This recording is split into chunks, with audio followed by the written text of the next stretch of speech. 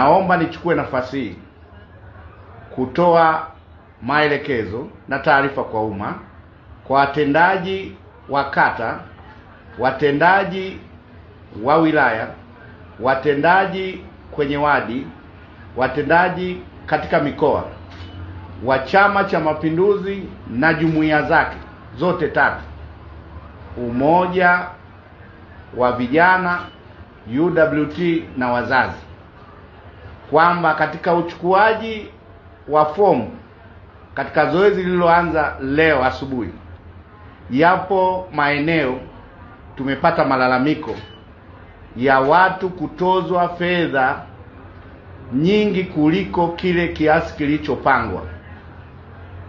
Wote tunatambua kwamba kwa nafasi ya udiwani kiasi cha kuchangia kuchukua fomu ni shilingi 50,000, na kwa nafasi ya ubunge, iwe wa jimbo iwe viti maalum, ni shilingi 500,000.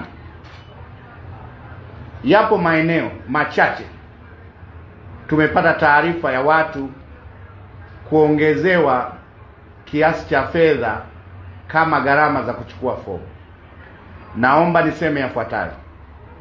Chama cha Mapinduzi kimeweka utaratibu, kama kuna katibu atabainika amechukua fedha zaidi ya kiasi ambacho kimeelezwa, basi hatua kali zitachukuliwa kwa mtendaji huyo. Hii ni kwa watendaji wote wa chama na jumuiya zote za chama. Msichukue fedha zaidi ya kiasi kilichoidhinishwa kwa kisingizio cha michango. Huu ni mchakato wa awali. Wanachama hawa wanachukua fomu, mwamko ni mkubwa, lakini la pili, wanahitaji mchujo ili watakaporejeshwa waingie katika kinyang'anyiro kile cha kwenda kupigiwa kura. Kwa hiyo tusitumie nafasi hii kwenda kuwaambia viwango tofauti na vilivyoidhinishwa kwa kisingizio kwamba kuimarisha shughuli za jumuiya au shughuli za chama.